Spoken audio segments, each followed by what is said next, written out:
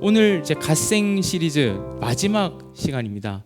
여러 의미에서 마지막이라는 것 때문에 좀 그렇게 생각하실 수 있지만 이번 시간만큼은 좀 말씀의 그 마지막 시리즈의 흐름 속에서 우리가 좀 집중해 봤으면 좋겠어요. 사실 이제 들으신 분도 있고 그렇지 않은 분들도 있기 때문에 짧게 조금만 개요를 해드리면, 이제 갓생이라는 말은 사실은 우리가 정말 하루 24시간이 부족할 정도로 열심히 살아가는 우리 MZ 혹은 현대인들을 두고 하는 말이었거든요.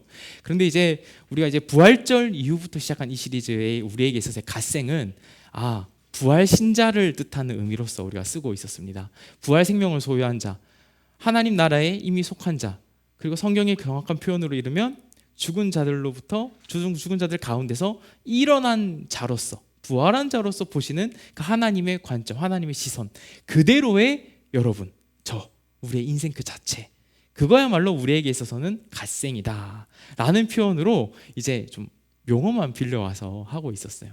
그래서 첫날에는 이제 그런 신자의 삶이 사실 성경에 수도 없이 많지만 딱 4가지로 요약을 해봤습니다. 하나는 예배였죠. 우리가 하나님께 집중하고 몰입하는 그 예배하는 삶에 대해서. 그래서 주일 성수, 예배 빠지지 말라 이런 얘기를 했지만 사실 본질은 그 하나님께 몰입하는 거거든요. 이분이 어떤 분이시냐, 도대체 나에게 무엇을 행하셨냐, 이 하나님이 도대체 어떤 분이시길래 이와 같은 얘기를 하시냐, 성경에서 그런 것에 대한 얘기였습니다. 두 번째로는 이제 겸비함이었어요. 사실 우리가 고난당하고 또 낙심할 때에 신자로서는 할 일이 없는 것처럼 느껴지거든요.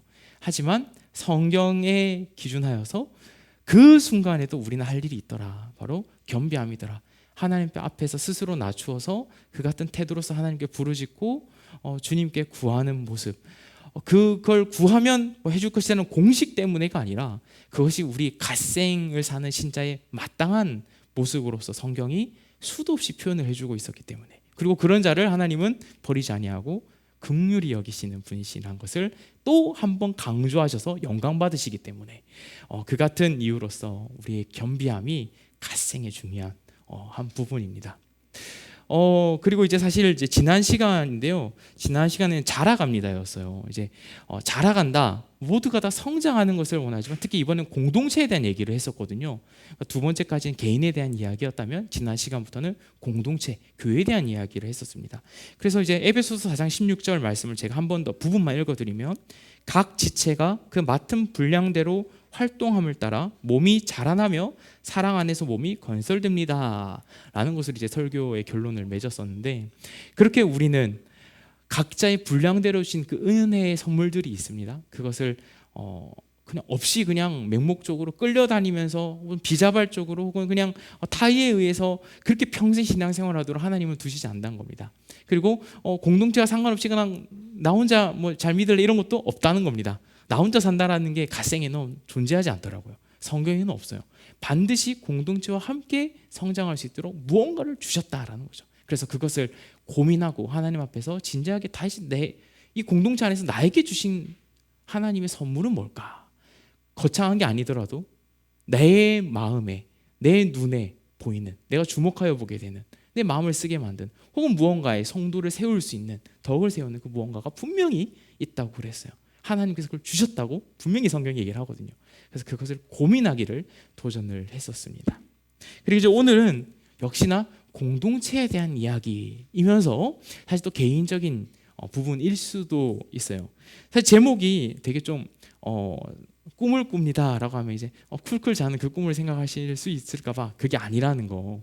네, 사실 오늘 본문에서 이제 염원하다라는 표현을 이제 세번역 성경이 잘 번역해서 쓰는데 그걸 조금 더 서정적으로 조금 바꿔본 거예요. 네, 꿈을 꾸다. 네, 그래서 꿈을 꾼다. 신자는 왜 꿈을 꾸는 존재지? 그거에 대한 얘기를 한번 해볼 겁니다. 그래서 무슨 꿈을 꿔야 되지? 그거에 대한 당위성을 한번 우리가 볼 겁니다. 자, 그럼 지난 시간까지는 이제 특히 오늘과의 차이점 하나가 있다면, 특히 지난 시간 내용은 마치 우리의 활동함에 좀 강조점이 있었어요. 방금 제가 읽어드렸다 에베소서 4장 16절을 봐도 그 맡은 분량대로 우리가 활동함을 따라서 몸이라는 이 교회가 자라난다 그랬거든요. 우리의 활동함이 좀 강조되는 것 같았어요. 근데 조금 더 근본적인 이야기를 할 겁니다. 그 활동함의 기저에 사실 원초적으로 가장 기본적으로 그러면서도 가장 궁극적으로 중요한 바로 그 활동함의 주체에 대한 이야기를 하게 됩니다. 그것도 오늘 본문에 딱 한 절이지만 다 나옵니다. 바로 하나님이 활동하게 하신다라는 사실로서 오늘 본문이 소개를 쫙 시작을 하고 있거든요. 제가 오늘 본문 한 번만 더 읽어드릴게요. 하나님은 이로 시작하면서 하나님은 여러분 안에서 활동하셔서, 지금 우리 얘기입니다. 우리 얘기, 여러분 얘기예요. 여러분 안에서 활동하셔서 여러분으로 하여금 하나님을 기쁘게 해드릴 것을 어떻게 한다고요? 염원하게 하시고 실천하게 하시는 분입니다 라고 얘기를 하고 있어요. 하나님이 주체가 되셔서 우리 안에서 의지를 갖고 뭔가를 바라고 소망하게 하시는 거예요. 염원하다라는 말로 이제 의역한 건데 좀 되게 좋은 번역인 것 같아요. 염원하게 하시고 또 행동하게 하신다라고요. 네. 하나님의 행동이 결국 궁극적으로 우리의 행동으로 이어지게 되는 거죠. 그렇게 우리의 기저에는 가장 궁극적으로 하나님의 활동함이 있기에 이 같은 일을 한다라는 겁니다. 그런데 여기서 중요한 거, 자, 이 시퀀스가 연결성이 좀 보이십니까? 하나님의 활동함이 있고 우리의 활동함으로 바로 이어지나요? 아니요. 뭐 이게 꼭 연결성이 아닐 수도 있지만 우리는 반드시 이 작업을 보통은 거치게 됩니다. 바로 염원하다라는 거예요. 신자로서 염원하게 됩니다. 여러분이 뭔가를 아침에 저녁에 뭐 식사를 준비해야 된다. 밥을 해야 돼. 오늘 뭐 먹지?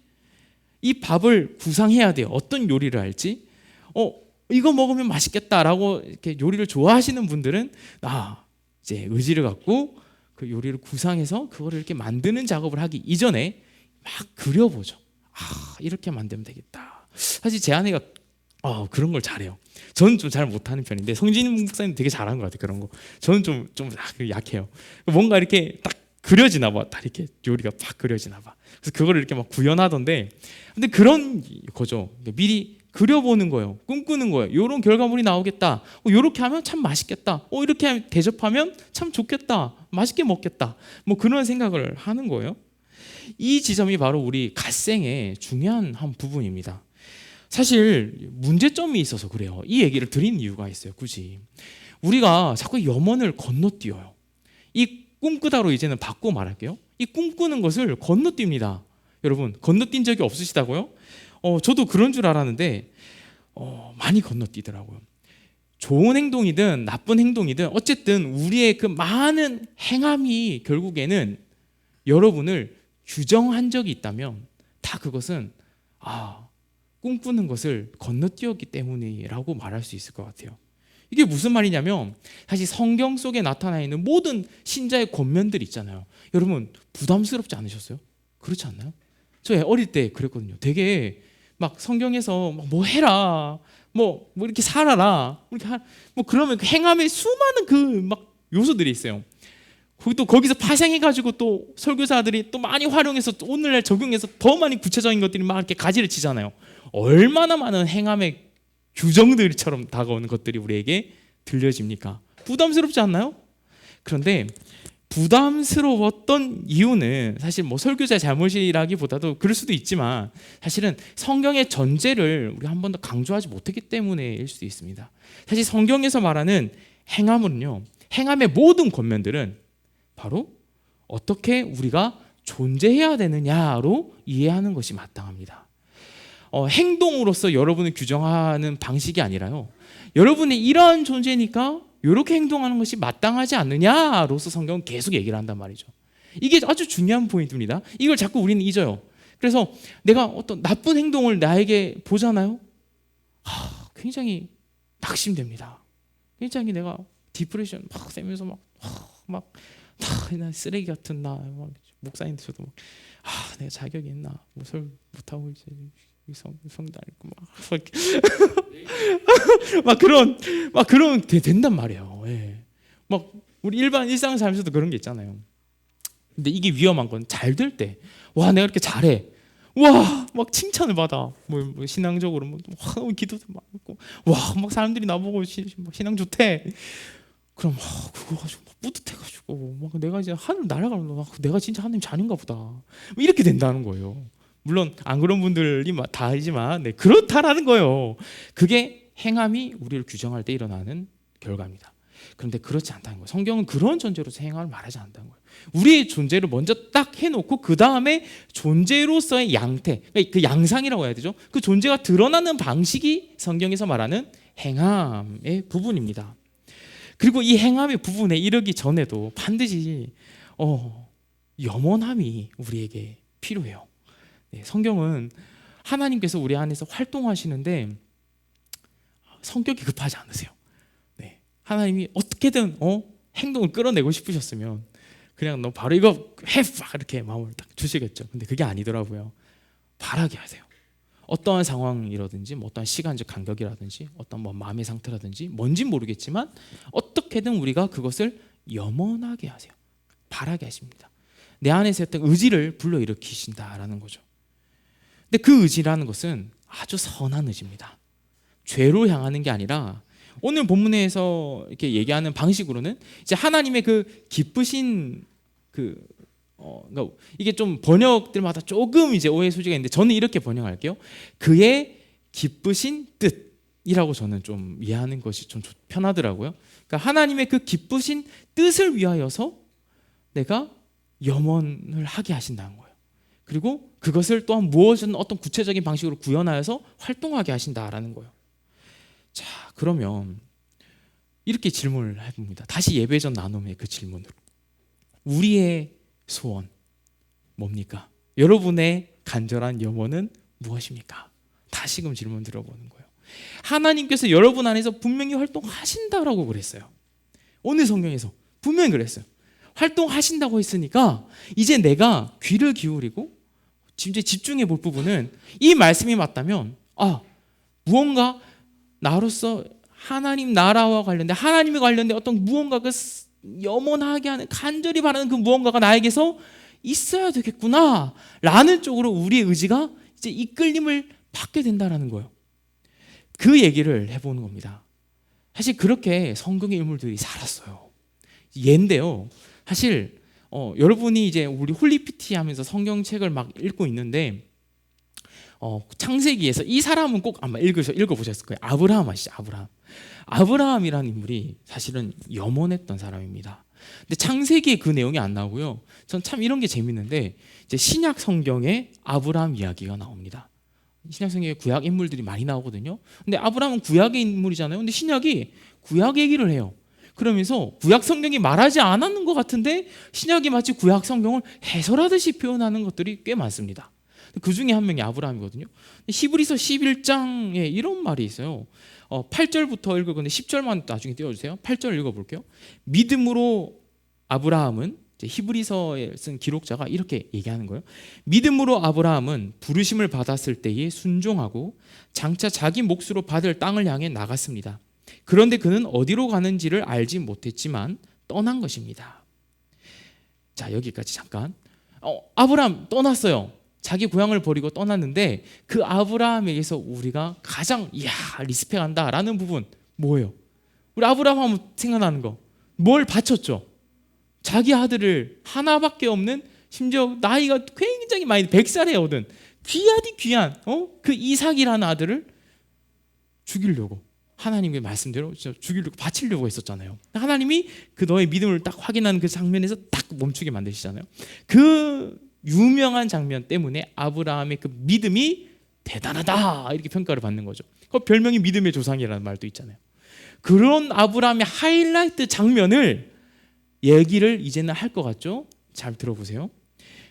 9절 믿음으로 그는 약속하신 땅에서 타국에 몸붙여 사는 나그네처럼 거류하였으며 같은 약속을 함께 물려받을 이삭과 야곱과 함께 장막에서 살았습니다. 아직 그 얘기가 안 나오네? 네. 이 얘기가 안 나옵니다. 여기서는 안 나옵니다. 나중에 해요. 조금 더 뒤에서. 같은 장 조금 뒤에서 하는데 그렇게 그것도 길지 않게 해요. 다른 목적으로 또 얘기를 합니다. 지금 읽는 이 본문에서는요. 10절 이거를 보여줍니다. 아브라함은 이렇게 살았다를 보여줘요. 이게 신약 성경이 해석해주는 구약 성경의 아브라함 모습입니다. 아브라함 인생은 이렇게 요약돼요. 10절 그는 하나님께서 설계하시고 세우실 튼튼한 기초를 가진 도시를 바랐던 것입니다. 아브라함이 떠났고 나그네처럼 계속 떠돌아다니면서 계속 장막을 치면서 고정적으로 거류하는 그 어떤 무언가 없이 살았던 이유가 무엇이냐? 그 아브라함의 마음에 뭐가 있었느냐? 요게 있었다라고 신약 성경의 히브리서 기자가 이렇게 말합니다. 성경이 성경을 해석해 주고 있어요. 저는 이 해석을 그대로 봤습니다. 마땅하죠? 네. 아브라함은 바랐어요. 뭘 바랐냐면 하나님께서 세우실 하나님의 나라를 바랐습니다. 이렇게 요약할 수 있어요. 하나님께서 나를 인도하실 그 나라를 아브라함은 바라면서 땅에 어디 무언가에 이게 바로 하나님의 나라다라고 함부로 정착하지 않았다라는 겁니다. 하나님 나라 이런 얘기를 이제 쓰게 될 겁니다. 하나님께서 세우실 나라로서 아브라함은 이해를 했던 거죠.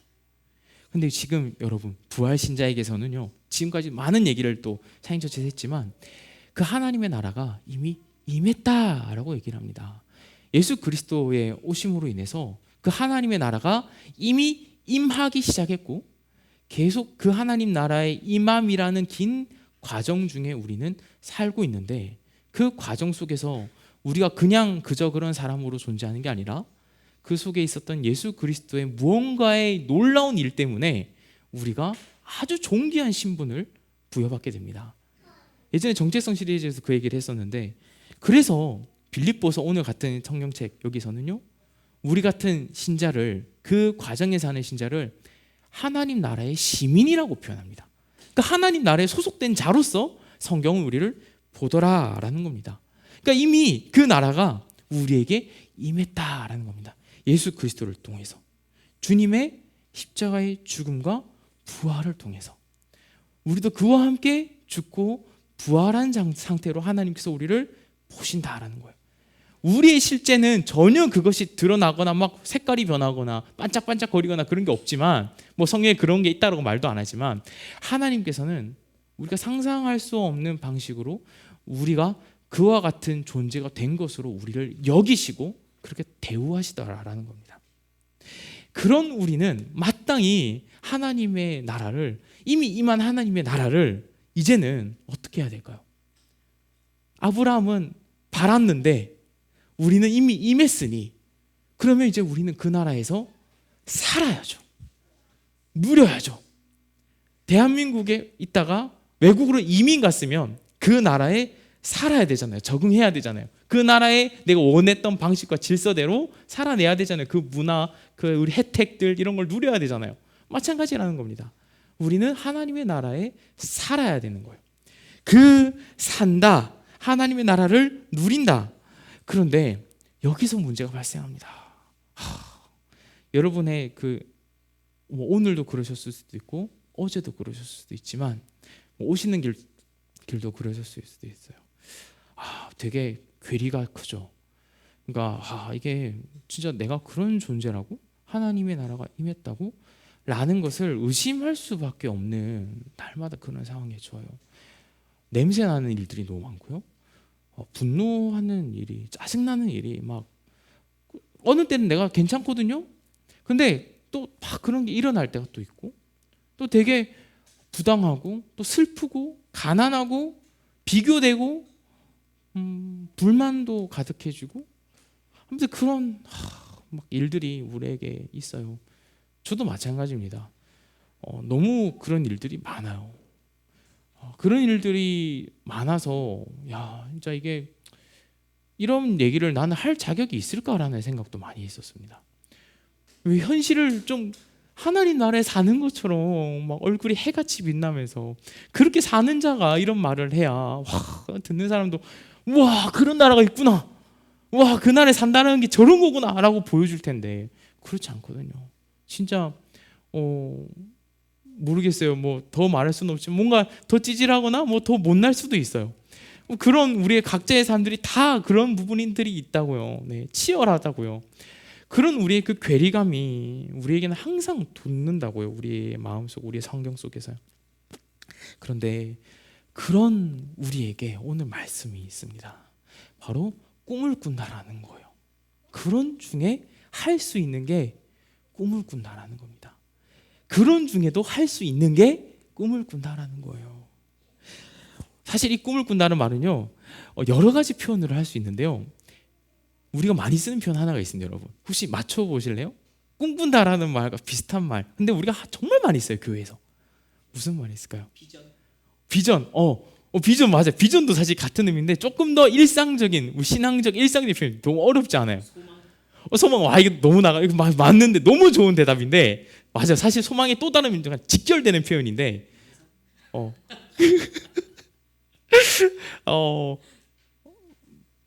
그 히브리서의 힌트가 있어요. 사실 그 보이는 것과 보이지 않는 것에 대한 바라는 것과 그렇죠. 네. 역시 감사합니다. 믿음이에요. 믿는다. 사실 꿈꾼다라는 것은요, 믿는다라는 말과 같아요. 사실 여러분, 그런 우리에게 믿으십시오 이렇게 말하면 지금 멋탱이도 없고 성경적이지도 않고, 근데 아까 제가 말씀드린 것처럼 그 괴리의 삶 속에서, 우리의 지금 현실 속에서 또 그 괴리는요 그냥 무난할 때도 있어요. 아무것도 일이 일어났을 때 그냥 멍해.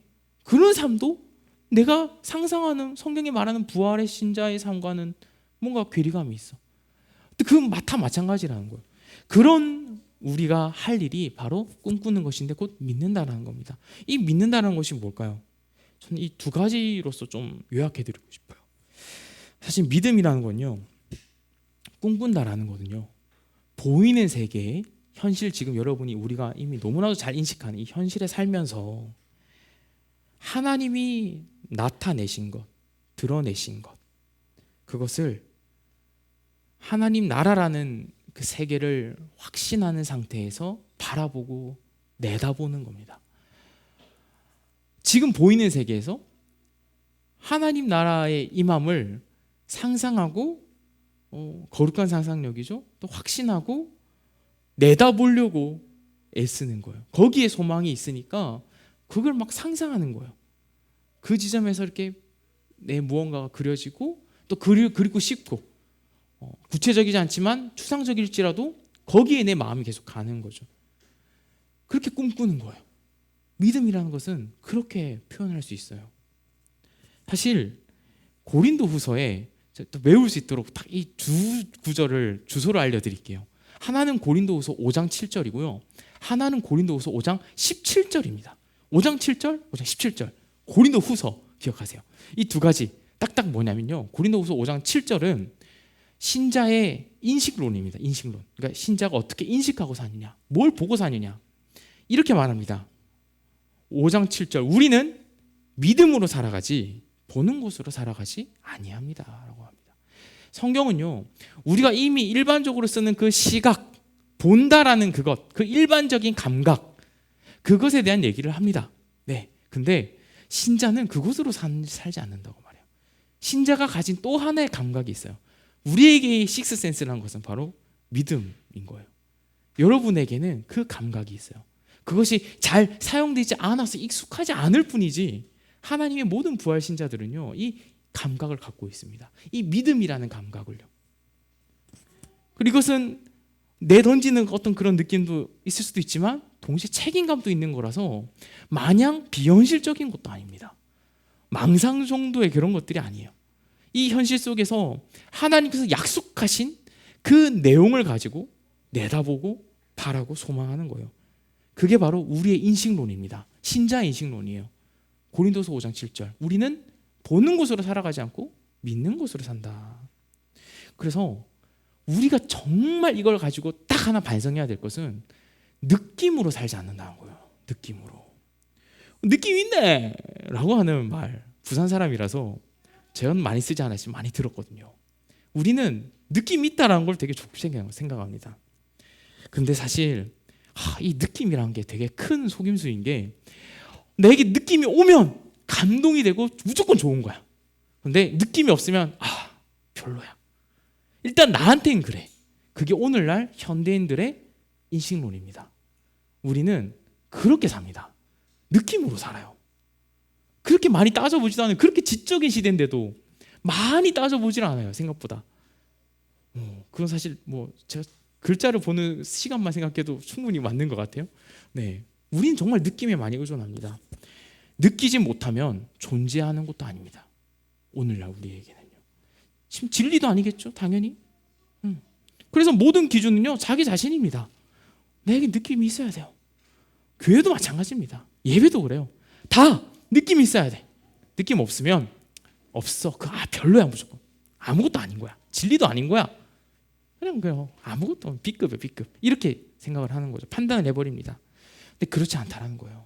우리의 인식론은 보는 것, 느낌 아니라 믿음입니다.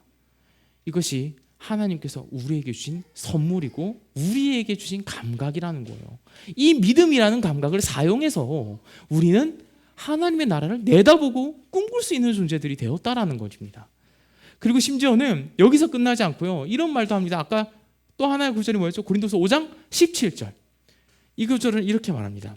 누구든지 그리스도 안에 있으면 새로운 피조물입니다. 옛것은 지나갔습니다. 보십시오. 새 것이 되었습니다. 여기서 새 것이 되었습니다 할 때 이 새 것은 누누이 말씀드렸지만 새로운 창조 세계, 새로운 피조 세계가 되었습니다 라는 의미예요. 그러니까 하나님께서 온 세상을 새롭게 하셨다라는 말입니다. 옛 시대 하나님께서 새롭게 하시기 이전에 그 모든 옛 질서, 옛 원리들이 작동하고 그것이 우리를 올가매던 그 시대, 그것은 다 지나갔다. 더 이상 우리에게 효력을 미치지 못한다 라는 얘기를 지난주에 했었죠. 그 내용에서 이어지는 겁니다. 우리는 새 시대에 삽니다. 하나님께서 새롭게 만드신 새 창조 세계에 속하여 있습니다. 완료형이에요. 보십시오. 새 것이 올 것입니다 라고 하지 않고요. 새 것이 되었습니다 라고 딱 방점을 찍어 선언해 버립니다.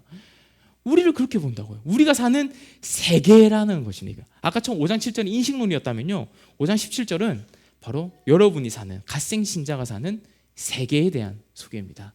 여러분은 여기 사십니다. 여기에 사시고 계세요.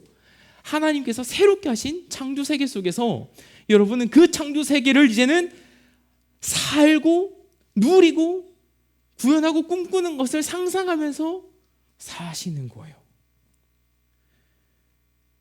하나님의 나라를 누리고 꿈꿀 수 있는 존재가 되었다. 그게 바로 여러분의 모습입니다. 사실 우리가 꿈꾸는 것이 무엇인지 예배 전에 질문을 했었는데 사실 진지하게 고민해야 될 질문입니다. 우리가 내다보고 있는 것이 무엇일까? 내가 지금 누리고 맛보고 싶어하는 게 도대체 무엇이냐? 이 보이는 세계에 누리고 싶고 맛보고 싶은 거 많은 거 압니다. 저도 그래요. 네, 진짜 많아요. 근데 그거 당장 싹 다 갖다 버려라, 수도원에 들어가라 이런 식으로 말하지 않고요. 그렇게 소망하고 있는 우리가 믿음이라는 감각을 사용하여서 하나님의 나라를 꿈꾸기 시작하기를 다시 성경이 계속 우리를 바른 길로 이렇게 몰아가요.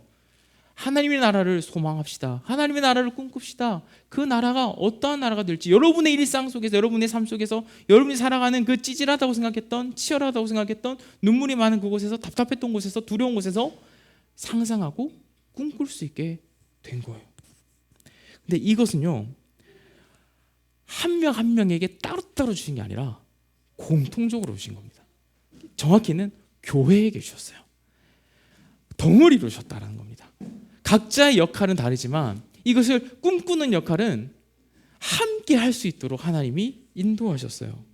사실 우리가 이 괴리 속에서 하나님 나라를 꿈꾼다는 게 되게 어렵잖아요.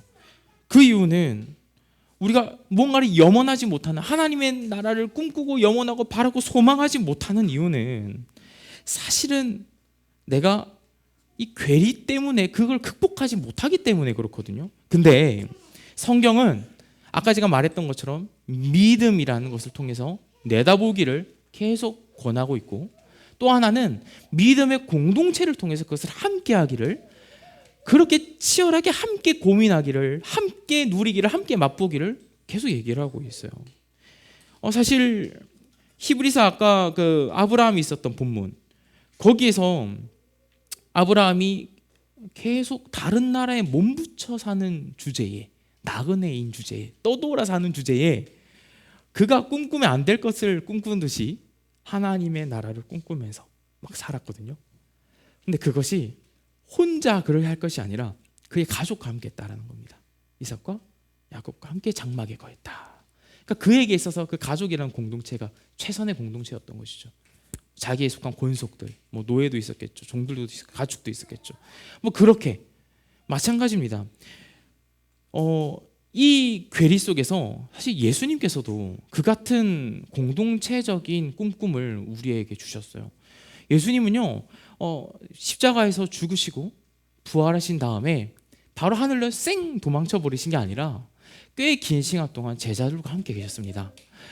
그 제자들과 함께 계시면서 예수님이 가장 많이 하셨던 게 뭐냐면 가르침이었어요. 성경을 가르치셨고 하나님의 나라를 가르치셨습니다. 그리고 예수님께서 성경이 기록된 것만 해도 예수님이 부활하신 이후에 제자들을 찾아다니면서 선포하신 게 있어요. 평강이 너희에게 있을 것이다. 평화가 너희와 함께 있을 것이다. 이것은 새로운 하나님의 창조 세계의 질서거든요. 이 평화에 대해서 선포하시면서 하나님의 나라가 우리 가운데 임했을 때를 너희 각각이 아니라 그 모여있는 제자들에게 함께 누릴 수 있도록 권하시고 가르치시기 시작하셨다라는 겁니다.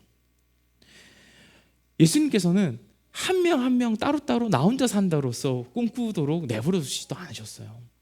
예수님께서 십자가에 죽으시고 부활하신 이유도 단지 우리 각각 혼자서 내 신앙생활, 내 삶, 내 인생을 위해서 교회가 나에게 뭔가를 해줘야지 라는 식으로 생각하신 게 아니라는 거예요.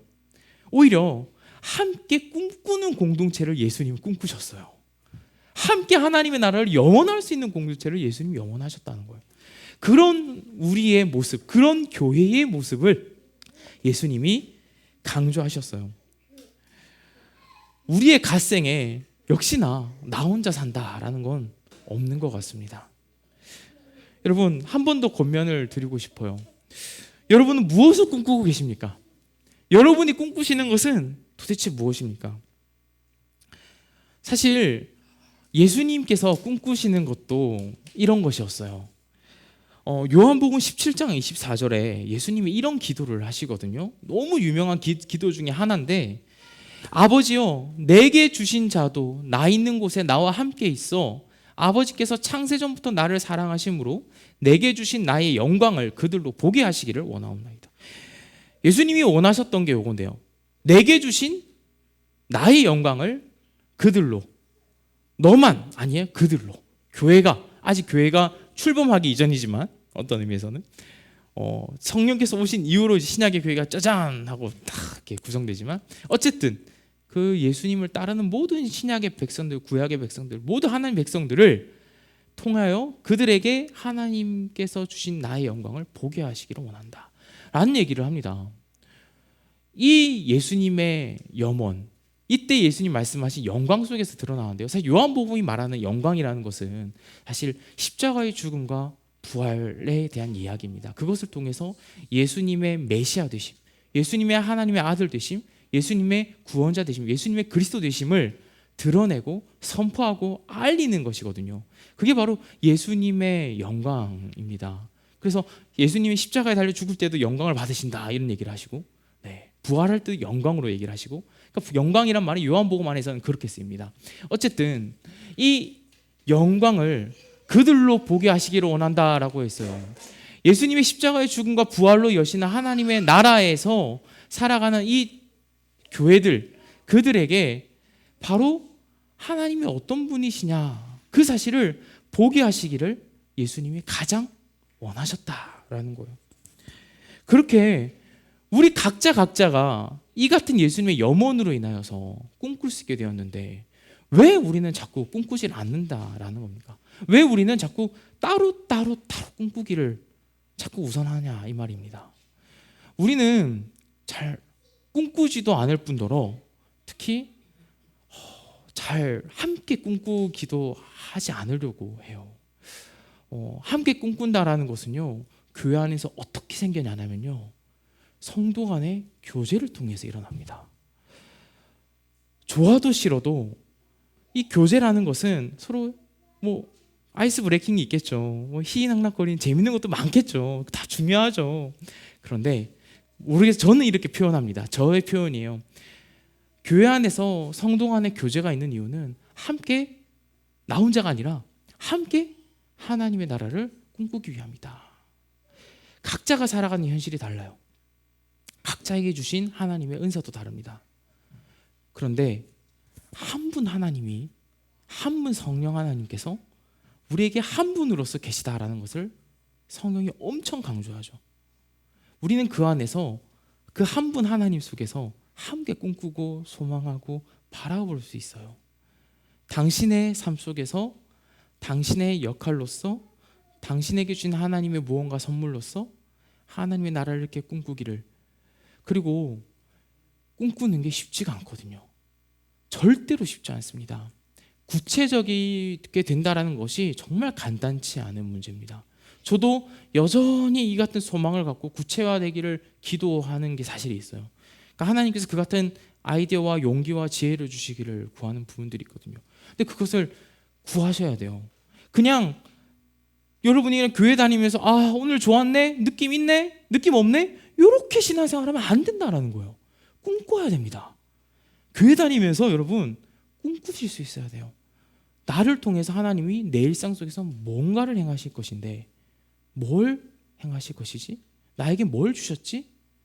우리 공동체를 통해서 혹은 내 일상을 통해서 하나님께서는 어떤 하나님의 나라를 바라보게 하시지? 그러면 뭘 해야겠습니까? 하나님의 나라에 대한 이야기를 들어야겠죠. 복음을 들어야겠죠. 하나님 나라의 복음을 들으면 들을수록 꿈꾸는 것이 아이디어가 생기는 거예요. 이렇게 구현될 수 있구나. 이렇게 구체화될 수 있구나.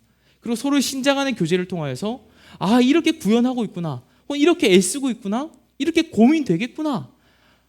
우리가 아니면, 서로 신자들끼리가 아니면 누가 이것을 함께 꿈꾸겠습니까? 반드시 꿈꾸시는 신앙생활을 하시기를 바랍니다. 꿈꾸고 있는가라는 질문을 세 번째 드립니다. 여러분 염원하고 계십니까? 여러분이 가장 간절히 바라고 염원하는 것이 무엇입니까? 여러분이 염원해야 되는 것은요, 해야 된다라가 아니라 이미 그 같은 존재가 되었기 때문에 그렇습니다. 부활 신자가 되었다, 갓생으로 표현했지만 하나님 보시기에 이미 부활한 신자로서, 하늘에 속한 자로서, 그런 존재로서 우리는 꿈꿀 수 있는 존재인 거예요. 그러니까 꿈꾸지 않는다는 것은요, 포기하는 것입니다. 우리의 그 존귀한 우리의 신분을 누리지를 못하는 거예요.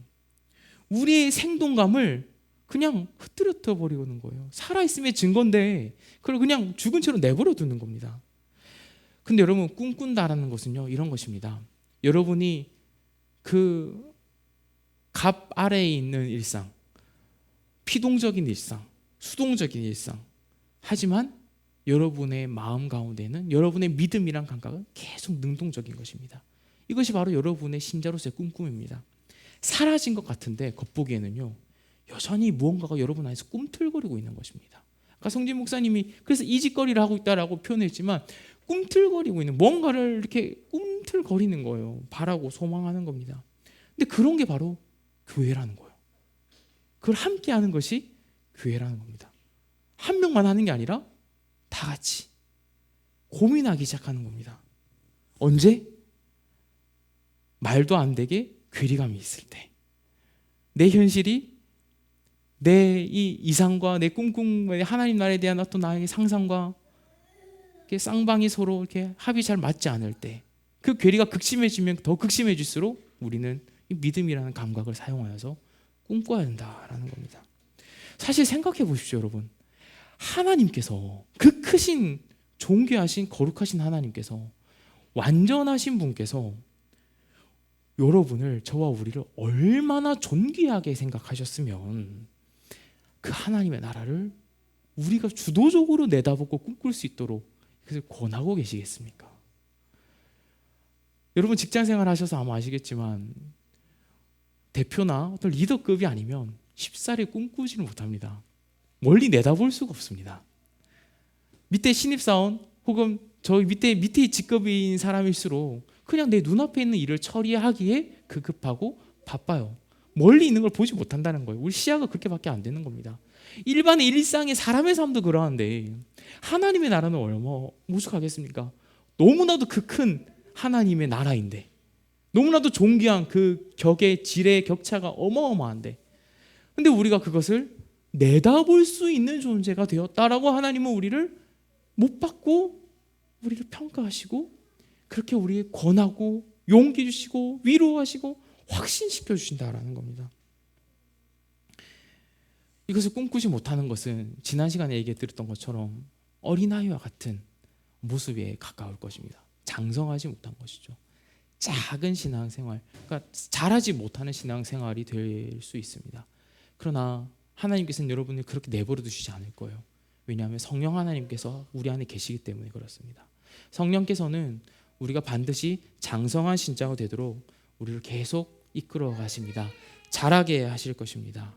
제가 정말 좋아하는 어떤 책이 있어요. 만화책입니다.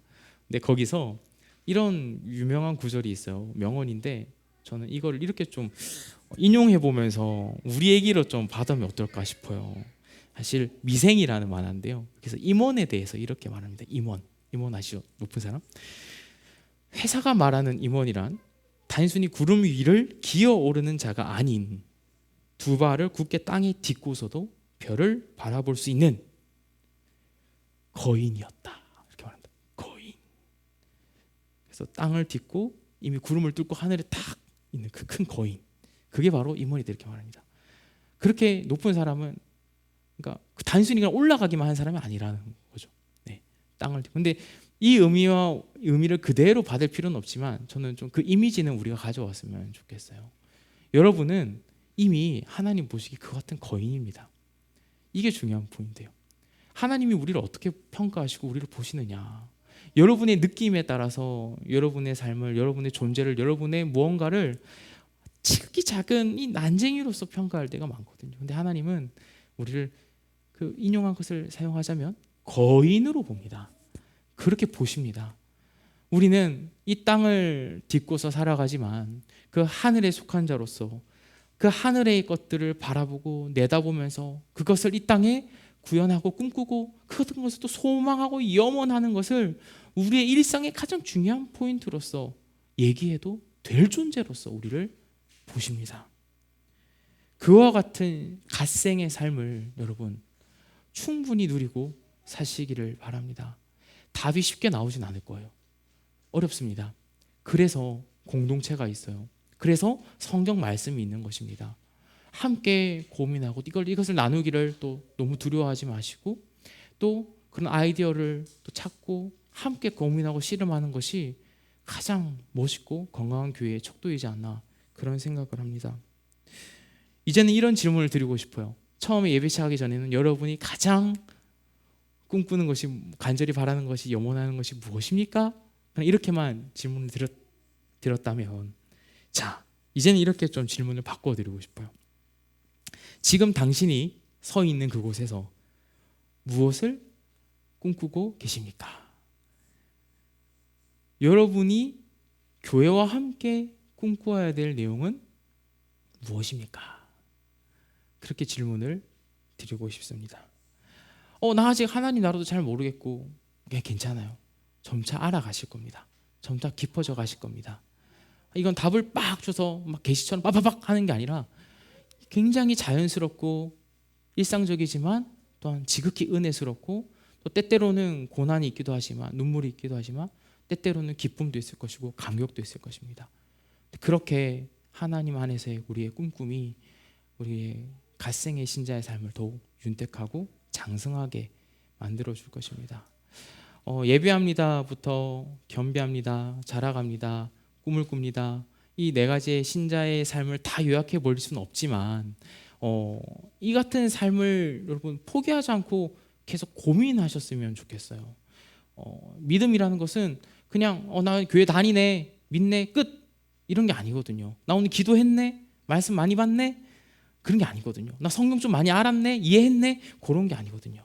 네, 아까 경험하고 싶다 그런 얘기도 해주셨고, 근데 그렇게 경험해 가는 것 같습니다. 저도 그런 진행 중이고요. 우리는 함께 그렇게 경험해 가는 사람들입니다. 그 경험하기를 바라셨으면 좋겠고 또 꿈꾸기를 포기하지 않으셨으면 좋겠습니다. 용기를 내십시오. 하나님께서 성령 하나님께서 여러분 안에 활동하시면서 그 용기를 날마다 주시기를 구하십시오. 하나님의 도움 없이는 우리는 항상 보이는 이 세계 안에서 낙심하고 절망할 것밖에 없을 뿐입니다. 비교당할 수밖에 없을 뿐입니다.